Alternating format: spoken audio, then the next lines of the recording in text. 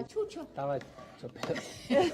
Para decirlo Mal le pica la nariz y no quiere venir. Su estado. Estaba chopelota, pelota. sí, mal. Difícil que me quede yo en la cama, en la casa, pero bueno, realmente no podía. Si el médico lo dice. El miércoles recién estaba mal. Así que bueno, no pude venir, pero bueno, estamos hoy nuevamente acá. Es muy lindo tenerlo. Bueno, hoy un día con mucha historia. Sí. El Día del Mate, bueno, esto que contaba recién Maya, la bandera de Misiones, el Día de la bandera de Misiones, pues todas cuestiones vinculadas con el nacimiento de Andresito, evidentemente, lo que fue este atentado contra el gobernador y el vicegobernador de la provincia, que también es un tema interesante, pero bueno, estos días ha pasado un hecho que... Pasó de todo. Ha pasado de todo. Sí, de todo.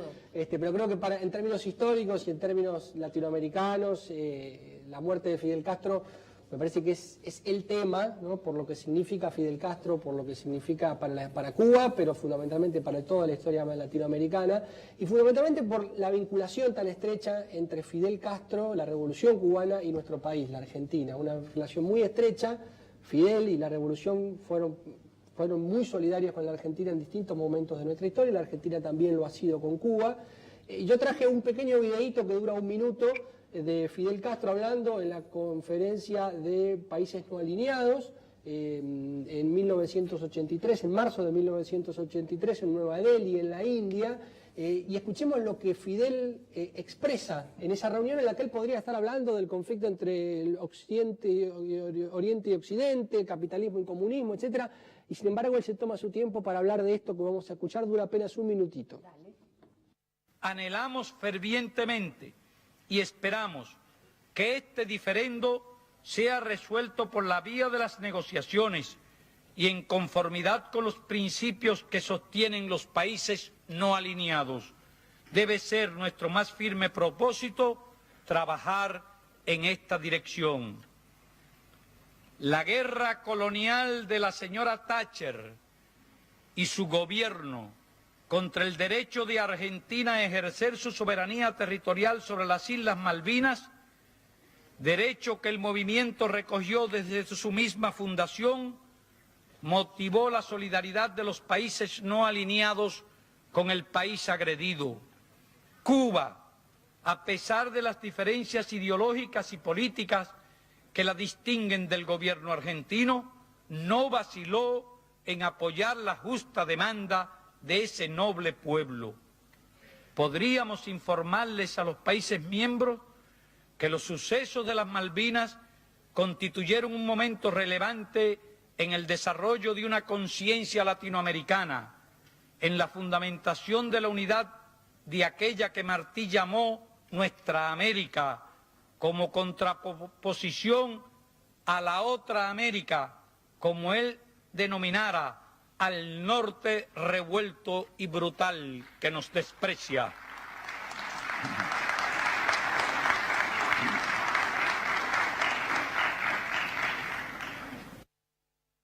Escuchábamos a Fidel, en el marco de una conferencia internacional, a 7-8 meses de terminada la guerra de Malvinas, él sigue levantando y reivindicando la causa argentina de Malvinas en un momento en que en la Argentina ya nos estaban imponiendo esa idea de la desmalvinización, o sea, hacernos olvidar de Malvinas. Todavía había gobierno militar acá. Estaba todavía el gobierno militar, ya estaba en marcha el proceso democrático. Que va a desembocar el 10 de diciembre de ese 83 con Alfonsín como nuevo presidente, pero Fidel todavía reivindicaba con mucha fuerza y remarcaba que había sido una guerra imperialista, que es la manera en que tenemos que interpretar a la guerra de Malvinas, y esa es la relación que Fidel y Cuba siempre tuvo con la Argentina, una relación muy estrecha.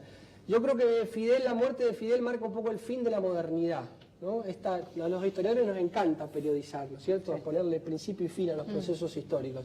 La modernidad, que arranca, que es la época de las revoluciones, con la independencia de Estados Unidos en 1776, Revolución Francesa en 1789, las revoluciones de la independencia en América a comienzos del siglo XIX, la revolución rusa y mexicana a comienzos del siglo XX, todos los procesos de descolonización en Asia y en África, la revolución cubana de 1959 y su estela de contagio que se da en toda la región con el surgimiento de los movimientos guerrilleros, y la muerte de Fidel viene a cerrar un poco toda esa etapa histórica de la modernidad y las grandes revoluciones. Estamos comenzando una nueva etapa que no sabemos muy ¿Pero bien qué significa esto? ¿Que ya no quedan líderes de la talla de Fidel? Líderes revolucionarios. Yo creo que no quedan líderes revolucionarios y que aquella metodología revolucionaria de lograr los cambios sociales ya no va a ser igual. Al menos en América.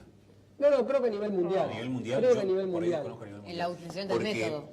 algo Sí. así parecía Hugo Chávez. Sí. Intentaba, simulaba. Sí, Hugo No- Chávez tiene... No su sucesor, obviamente. No, porque digamos, no hay Y sucesores. de después, estas cosas. y después No hay. más o menos quien se encamina en ese, pero sin ser un revolucionario, es Lula, que parece que quiere volver. Sí, y pero ahí de hay como- ninguna manera van a No, utilizar claro, no una hay comparación. metodología... No, claro. Pero es que ya pasó esa época también, ¿no? Sí, sí. Por eso. Estamos en otro momento Otro histórico. momento. A la muerte de Fidel fue el último de esos Sí. gigantes del siglo XX, digamos, que lo tuvo el capitalismo como los tuvo digamos, el socialismo, el comunismo, digamos, en ese sentido no es una definición ideológica la que estoy haciendo, sino una definición histórica, digamos. Kennedy fue un hombre importantísimo en el siglo XX desde otra perspectiva. Gandhi fue un gigante en el siglo XX. Bueno, ese tipo de personajes, esa forma de hacer política con una serie de objetivos que tenían que ver casi con los derechos más básicos, me parece que ya no lo vamos a volver a ver en la historia.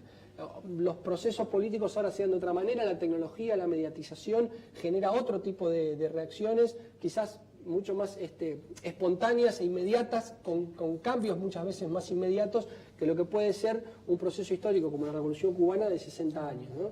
En ese sentido me parece que bueno, la muerte de Fidel marca un poco el fin de la modernidad, ratifica la importancia histórica que tuvo Fidel y la Revolución Cubana para toda América. Hoy en Cuba, digamos, un poco la definición que están tomando los cubanos es Fidel es Cuba. Bueno, yo creo que Fidel es Cuba y Fidel es América, ¿no? El contagio que generó la Revolución Cubana para todos los países de la región fue muy importante. Hubo un espejo en el que muchos países se empezaron a ver, muchos líderes empezaron a verse para intentar cambiar la realidad de los países de la región, con sus aciertos, con los errores, evidentemente, que cada uno los tuvo. Y además, yo creo que lo más importante que uno puede rescatar de Fidel y de la Revolución es que la Revolución colocó en primer lugar el bienestar de la gente, de los cubanos, en primerísimo lugar, por encima de cualquier otro objetivo de Estado, ubicó el bienestar de la gente, digamos. Hoy Cuba tiene el mejor sistema educativo de toda Latinoamérica, tiene el mejor sistema de salud de toda Latinoamérica y uno de los mejores sistemas de salud y educación del mundo.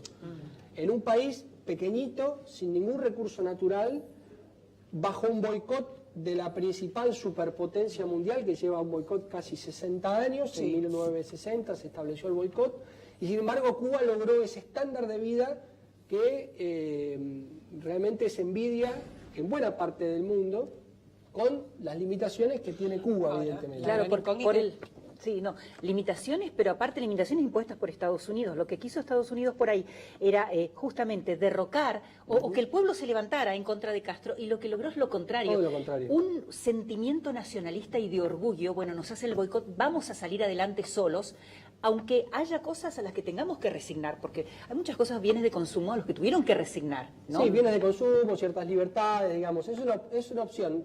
Nosotros claro. lo hemos hablado a lo largo del año varias veces, a veces con la cuestión de los impuestos, qué se hace con los, por qué se cobran muchos impuestos, qué se hacen.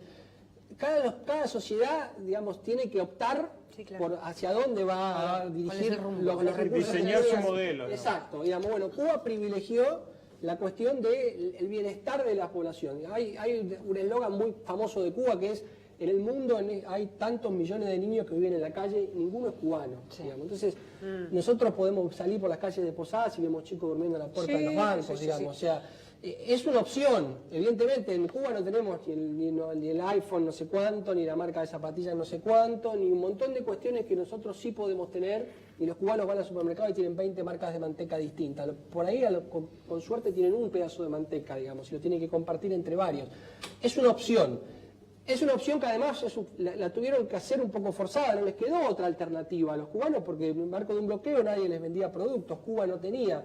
Y ahí está la crítica que uno le hace a la Revolución Cubana, digamos, desde el lugar que uno puede hacer una crítica, que es: Cuba no aprovechó el momento de auge de la Unión Soviética hasta mediados de la década del 80, Claro. cuando la Unión Soviética inyectaba permanentemente recursos en Cuba para sostener en América Claro. un modelo alternativo al de Estados Unidos. Digamos. Cuba no aprovechó ese momento para reconvertir su economía, generar algo que le permita transformarse, digamos. Ser más autosuficiente. Exactamente, digamos. Se fue Cuba, la Unión Soviética, cayó el muro de Berlín y Cuba se dio cuenta que seguía produciendo caña de azúcar como hace 170 años. claro, digamos. Entonces, allí hay una crítica muy fuerte.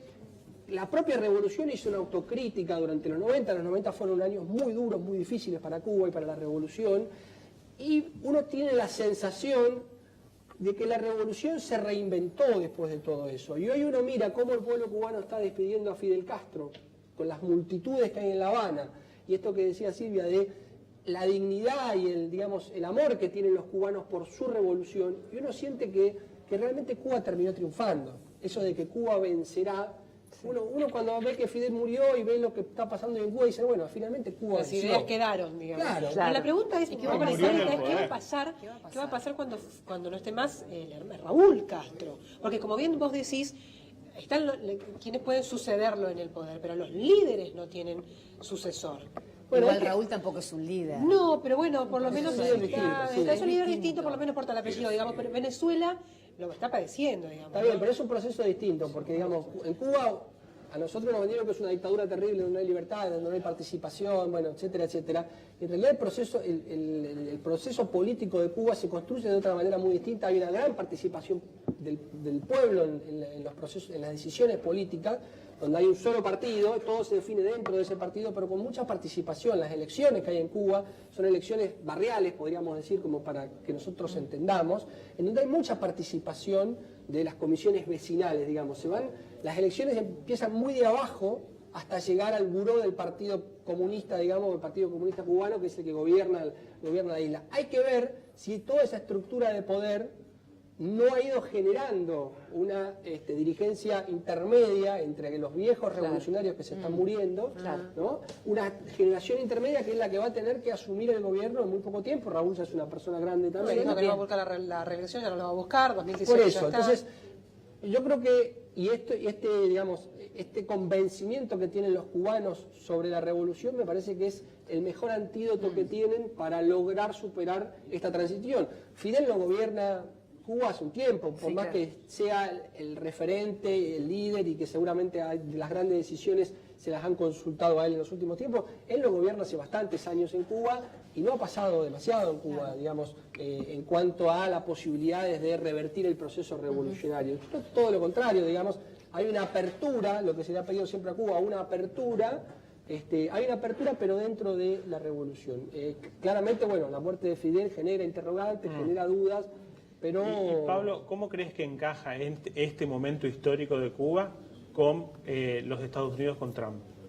Bueno, hay que ver qué es lo que va, digamos, Trump, uno no, digamos... Porque da la sensación, es algo que el otro día pensaba, si bien Obama había avanzado casi simbólicamente, vamos a decir, en abrir algún juego con Cuba, Obama responde o respondía en sus dos mandatos a un establishment muy claro, donde se puede ser demócrata o republicano, pero los que mandan, los que mandan son los que tienen la plata y son las empresas. En cambio, Trump, con todo lo que se puede decir de él y con todo lo que se teme de él, está más enfocado en los problemas de los Estados Unidos puertas adentro, en recapturar y reconstruir la industria de los americanos y otros intereses muy importantes, y poco, digamos, mira cuestiones como estas, ¿no? Hasta incluso podría ser la chance de que Cuba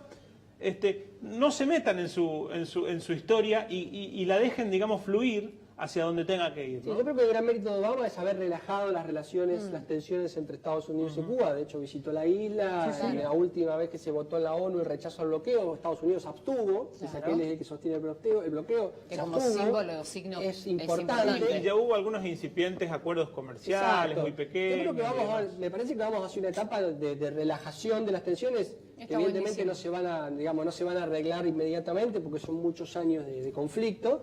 Pero me parece que vamos hacia eso y un poco esta cuestión de Trump de mirar hacia adentro va a hacer que por ahí se desentienda un poco de la cuestión, pero bueno, eso también puede ser un peligro en la medida en que alguien se tiene que ocupar de la cuestión, se va a ocupar de la cuestión, digamos. Los que se están sumando al gabinete de Trump no son justamente los sectores más progresistas en esta lógica, ¿no? No, lo que uno lee, digo, tampoco es un halago a Trump, digamos, porque uno no lo conoce, no sabe con qué se va a encontrar. Pero lo que digo es, me parece que está como más mirando cuestiones más urgentes que las relaciones internacionales. Al contrario, en las relaciones internacionales está más preocupado por China, digamos, quien quiere dejar de comprarle tanto. Y además, digamos, una cuestión casi simbólica, ¿no? Hay una cuestión que, digamos, todos coincidimos, me parece. No hay nada mejor para Cuba que tener a Estados Unidos de enemigo y para la revolución, digamos, porque es lo que te justifica todo lo bueno y malo que vos hagas. En algún momento, los mismos americanos, norteamericanos, la sostuvieron a Cuba, porque siempre hay que tener a alguien en las antípodas, ¿no?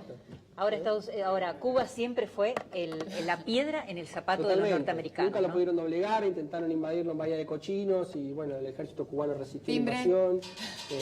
Así que bueno, se murió un gigante que yo lamento mucho que el gobierno argentino no haya enviado una comitiva como se merecía Fidel Castro, como se merecía las relaciones entre la Argentina y Cuba. Y lamento que San Luis haya sido la única provincia que haya decretado duelo. Porque bueno, es como que se haya muerto San Martín para la historia latinoamericana y por eso creo importante que lo recordáramos aquí en el programa. Muchas gracias. Gracias a ustedes. Te esperamos el miércoles que Sí, viene. por Mirá que supuesto. seguimos todavía. Sí. Pausita, ya volvemos.